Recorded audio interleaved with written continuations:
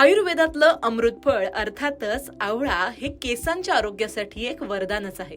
यामध्ये आढळणारं vitamin C, लोह आणि अँटीऑक्सिडंट प्रॉपर्टी यामुळे केसांची त्वचा आणि केसांचं एकंदरीतच आरोग्य हे खूप सुंदर राहतं. सगळ्यात पहिला फायदा तो म्हणजे केस गळती थांबवण्यासाठी हा एक प्रभावी उपाय आहे. नंबर 2, अकाली पांढरे होणाऱ्या केसांवर सुद्धा यामुळे नियंत्रण मिळवलं जातं, कारण यातले अँटीऑक्सिडंट केसांमधले मेलानिन टिकवून ठेवण्याचं काम करतं. नंबर 3, केसांची वाढ वेगानं होण्यासाठी सुद्धा हा एक बेस्ट पर्याय आहे, कारण व्हिटॅमिन सी आवळ्यामध्ये असतं आणि ते टाळूमधील कोलेजनची पातळी वाढवतं आणि त्यामुळे केस वाढतात. नंबर 4, अँटीबॅक्टेरियल आणि अँटीफंगल गुणधर्म यामध्ये असल्यामुळे आवळ्याचा रस किंवा पावडर जर तुम्ही टाळूवर लावली तर कोंड्याला तुम्ही टाटा बाय बाय बोलू शकता. नंबर 5, नैसर्गिक कंडिशनर म्हणून सुद्धा आवळा मोठ्या प्रमाणात वापरला जातो.